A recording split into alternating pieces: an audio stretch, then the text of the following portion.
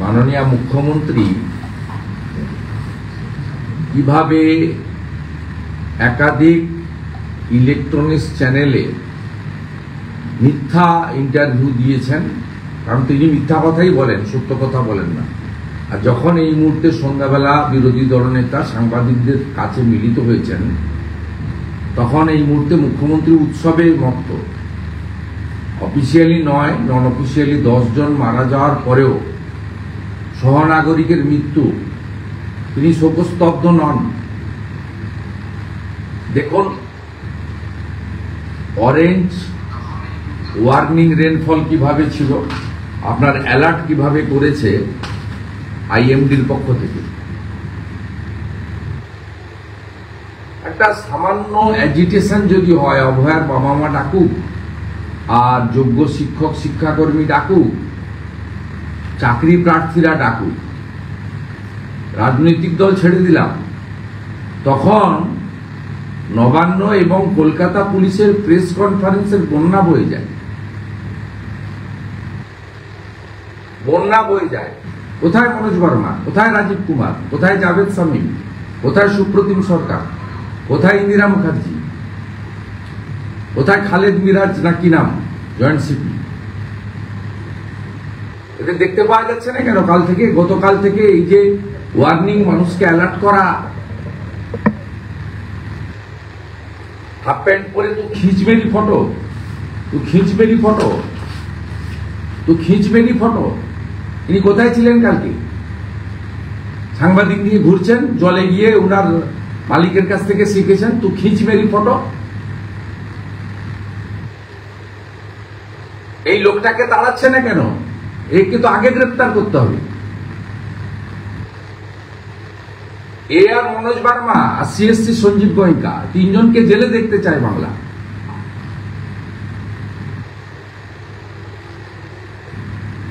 আপনাকে বলি, আমরা সনাতন ধর্মে বিশ্বাস করি। দেবী মা দুর্গা, তার অভিশাপে এটা হয়েছে। পিতৃপক্ষে পুজো উদ্বোধন, হিজাব পরে পূজা উদ্বোধন মা দুর্গা মেনে নেননি। খুব পরিষ্কারভাবে আপনাদের বলছি, শনিবার দিন পিতৃপক্ষে যে 3টে পুজো উনি উদ্বোধন করেছিলেন, তার মধ্যে হাতিবাগানে হিজাব পরে, বৃষ্টি পড়লে ছাতা মাথায় রাখতো, কান বের করে রেখে কেউ বৃষ্টি আটকায় না। শ্রীভূমি স্পোর্টিং হাতিবাগান সার্বজনীন টালা প্রত্যয়, এই মুহূর্তে ক্যামেরা পাঠান, থই থই করছে জলে। সর্বশক্তিমান মা দুর্গা এই পাপ মেনে নেননি।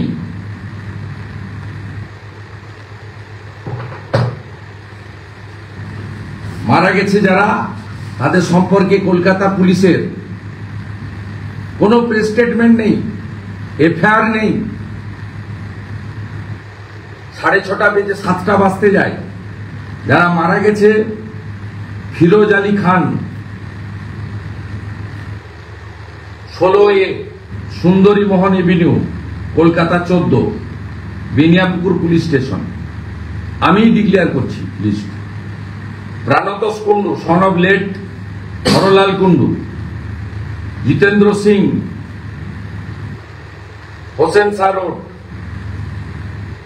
Ramgopal Pandit, 149C Garia main road, Pawan Gharami, Magrahat, Shubho Pramanik, 109 DH road, Diamond Harbour road, Purba Barisha, Sunil সূর্য, নওদা বিহার, মিরাজ শেখ, তেহট্ট। একটা আন্দোলন আছে, আরো একাধিক ইনজোর্ড আছে। মোটামুটি নন অফিসিয়ালি 10 জন মারা গেছে, অফিসিয়ালি 9 জন, 8 জন আইডেন্টিফাইড। এখনো পর্যন্ত পুলিশ সরকারের পক্ষ থেকে no press release, no FIR, no action. এরা কিভাবে মারা গেল? নিশ্চিতভাবে 600 কোটি টাকা ইলেকটোরাল বন্ডে দেওয়া সঞ্জীব গোয়েঙ্কারা দায়ী, তা অস্বীকার করার পায়নি। সবচেয়ে বড় দায়ী এই লোকটা। সবচেয়ে বড় দায়ী। 3 জন মারা গেছে কলকাতা কর্পোরেশনের স্ট্রিট লাইটে হাত দিয়ে। 2 স্ট্রিট লাইট, 1 ট্রাফিক লাইট। আমার কাছে সব ডিটেলস আছে। আপনারা এফআইআর না করলে আমি পরিবারকে দিয়ে এফআইআরও করবো, জনস্বার্থের মামলাও করব। মনোজ বার্মা সিপি, মেয়র ফিরাদ হাকিম, সিএসসির চেয়ারম্যান সঞ্জীব গোয়েঙ্কা, 3 জনকে আমরা জেলে দেখতে চাই। আর মুখ্যমন্ত্রী মমতা ব্যানার্জির পদত্যাগ চাই। 9 জনের মধ্যে 3 জন মারা গেছে কলকাতা কর্পোরেশন যে মেনটেন করে স্ট্রিট লাইট এবং ট্রাফিক লাইটে। সিএসসির সাথে সাথে ইনিও এই হত্যার জন্য, সহনাগরিকদের হত্যার জন্য দায়ী।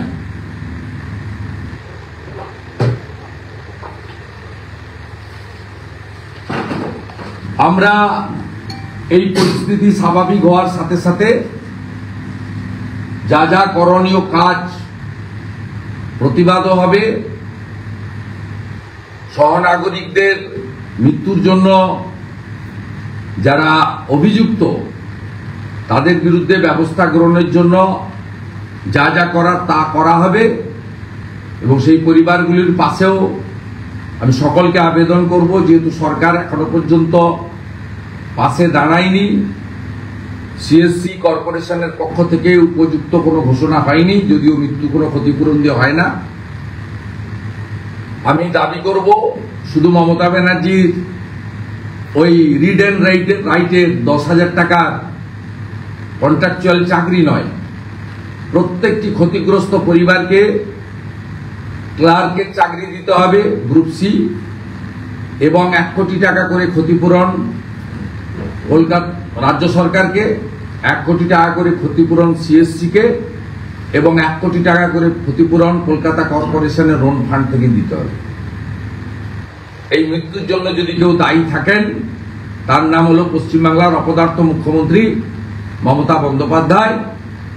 এবং প্রপারলি আইএমডি জানানো সত্ত্বেও যারা গণতান্ত্রিক আন্দোলনকে কণ্ঠরোধ করার জন্য যে পুলিশের তৎপরতা দেখা যায়, তাদের উদ্যোগে, কর্পোরেশনের উদ্যোগে এবং ডিজাস্টার ম্যানেজমেন্টের যারা যারা আছেন তাদের উদ্যোগে কিছু না দেখানোর, মানে সতর্কতা না নেওয়ার ফলে আজকে এতগুলো 10 জন সহনাগরিককে আমাদের কলকাতার মতো শহরে আজকে তারা প্রাণ হারালেন। বা আমি বলবো এটা পরোক্ষভাবে খুনি এই রাজ্য সরকারের দ্বারা, তৃণমূল কংগ্রেস পরিচালিত কর্পোরেশন, এবং তারা যাদের কাছ থেকে সবচেয়ে বেশি অর্থনৈতিকভাবে বেনিফিট হয়েছে ইলেকটোরাল বন্ডে, হলদিয়া এনার্জির নাম করে যাদের 600 কোটি টাকা শুধু বন্ডেই পাওয়া গেছে।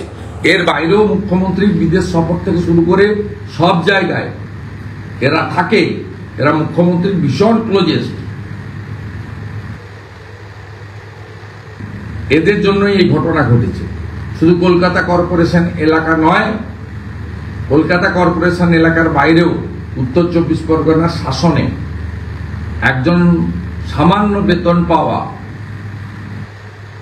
Village resource person VRP Mirajul Ali, তিনিও নিকাশি ব্যবস্থা জল বের করানোর কাজ করতে গিয়ে 11,000 ভোল্টের বিদ্যুতের শকে প্রাণ হারিয়েছেন।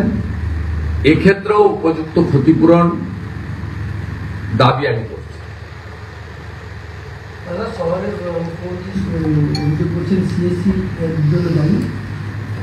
মুখ্যমন্ত্রী নিজে দায়ী। মুখ্যমন্ত্রী কেন প্রেসে জানিয়েছেন যে এটা মানে বৃষ্টি, আকাশ ভাঙা বৃষ্টি হয়েছে, এগুলো পাহাড়ি এলাকায় হয়, যেটাকে বলে রেনবাস্ট, গুলো পাহাড়ি এলাকায়। উত্তরাখণ্ড হয়েছে, হিমাচলে হয়েছে, জম্মু কাশ্মীরের একটা পার্টে হয়েছে, সিকিমে হয় মাঝে মাঝে। এখানে আবার কি, তো বলে দিয়েছিল IMD, properly inform all concern.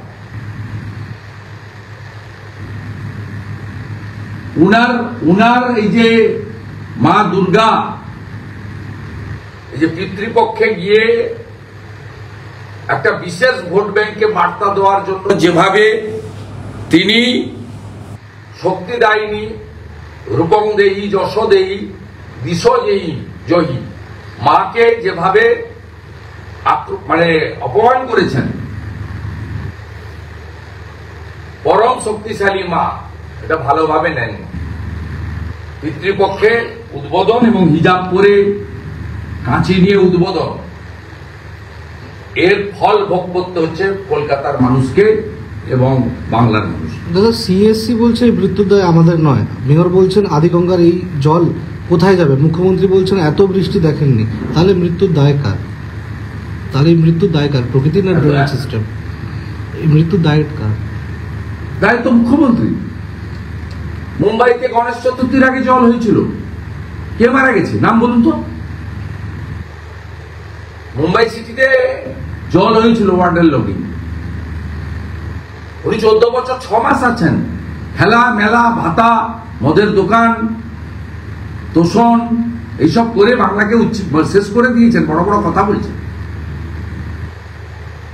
এটা ছাড়া হবে না, এটা চলবে, পুজোও চলবে, সাথে সাথে এর প্রতিবাদও হবে। মুখ্যমন্ত্রী আরো বলছেন যে ডিবিসির জন্য তাই ডিবিসি মেশিন না করার জন্য ডিবিসির সঙ্গে সম্পর্ক কি? এ তো অদ্ভুত কথাবার্তা। আপনারা টিভিতেও ওইসব দেখান, উনি ফিড দেন, এগুলো দেখান আপনারা। আপনারা টক শো বসাচ্ছেন না কেন? ডিবিসির সঙ্গে আদিগঙ্গা বা এই এর সঙ্গে সম্পর্ক কি? এই বৃষ্টির সঙ্গে ডিবিসি এলাকার মধ্যে পড়ে না। ডিবিসি এলাকা তো চিহ্নিত নিম্ন দামোদর এলাকা। আপনি যেখানে বসে আছেন এটা ডিবিসির জল ছাড়লে এখানে এসে এন্ড হয়। এই রূপনারায়ণে এসে, এখানে কংসাবতী থেকে রূপনারায়ণে এসে, হলদি নদীতে এসে বঙ্গোপসাগরের মোহনাতে আমরা বসে আপনাদেরকে বাইট দিচ্ছি। এর সঙ্গে কলকাতার কি সম্পর্ক নেই, এর সঙ্গে ফারাক্কার কি সম্পর্ক আছে?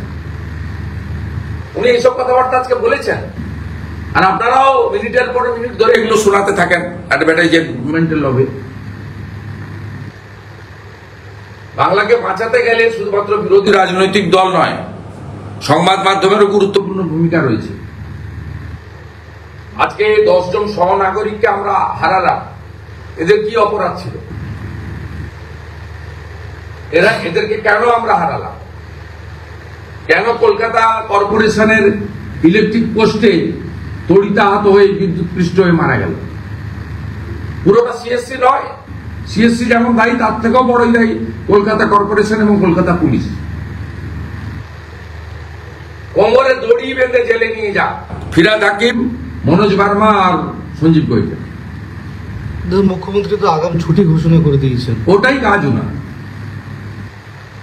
8,200 স্কুল বন্ধ, 6,888 কারখানা বন্ধ। উনি ছুটি দিতে পারলেই মনে করেন মানুষ খুশি হয়, মানুষ কাজ করতে চায়, মানুষ ধর্মাচরণও করতে চায়, উৎসব পালনও করতে চায়, আর কাজও চায়, কর্মচঞ্চলতা চায়, মানুষ গতি চায়।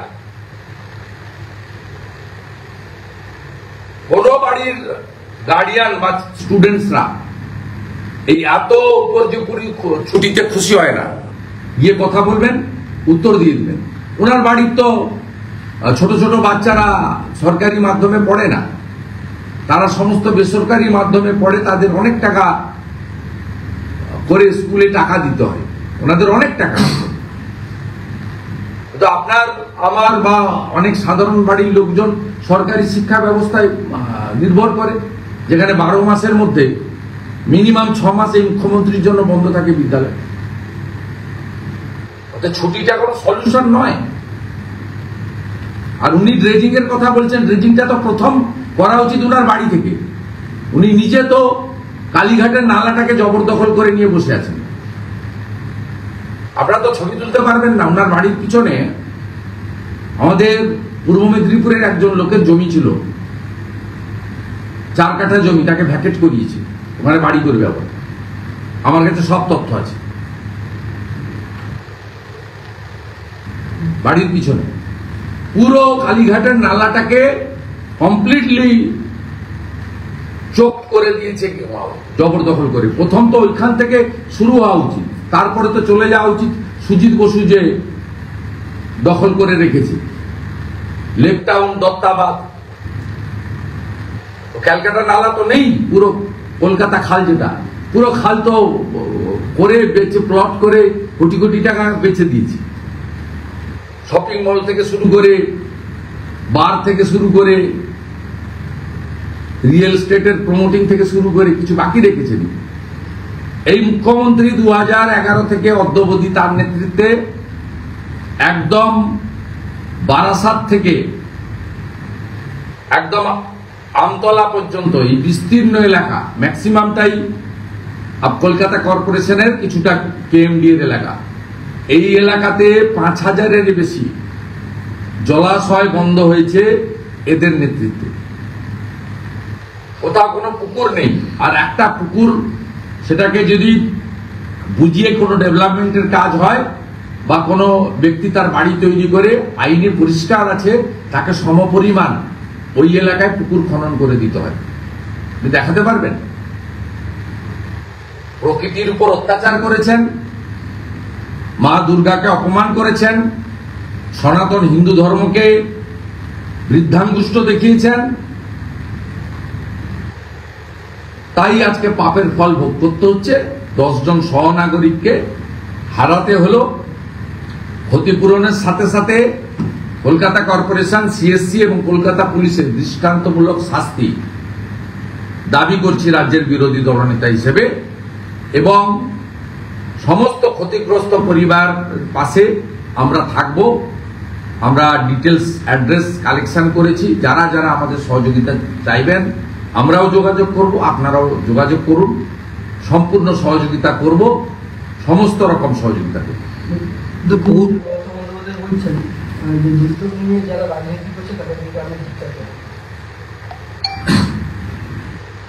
উনি যে আজকে কথা বলছেন, ওনার আজকে তো মৌনব্রত পালন করা উচিত ছিল।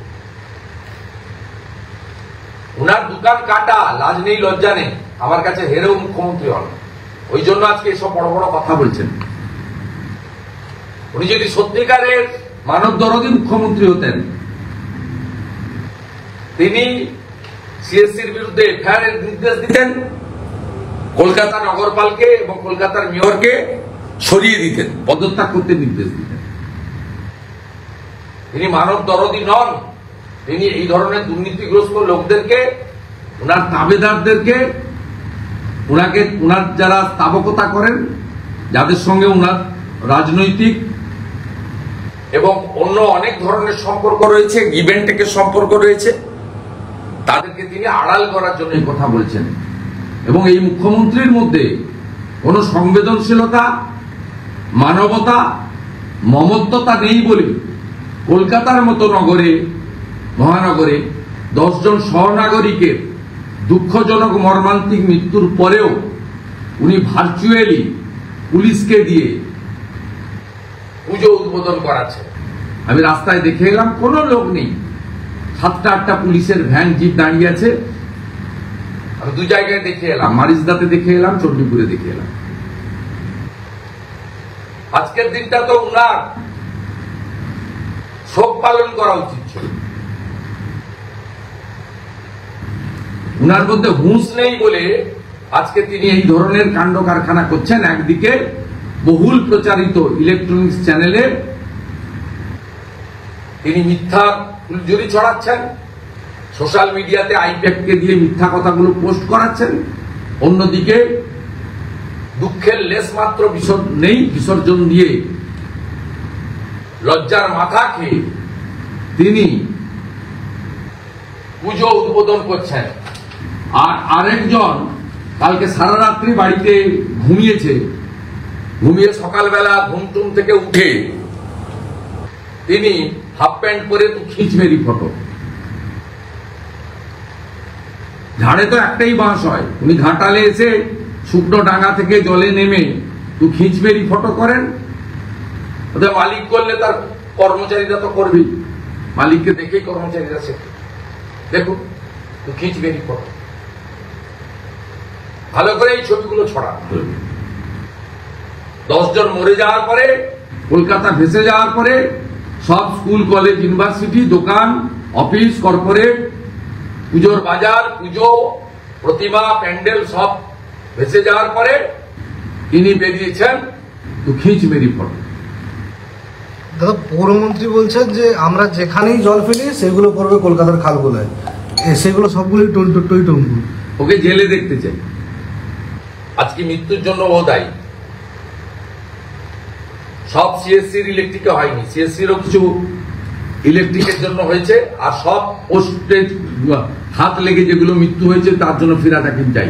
সমস্ত ইলেকট্রিক স্ট্রিট লাইট পোস্ট এবং traffic post maintain by the KMC Kolkata municipal corporation. আমি তথ্য নিয়ে ডাটা নিয়ে একটু সময় নিয়ে আপনাদের সামনে মুখোমুখি হয়েছি।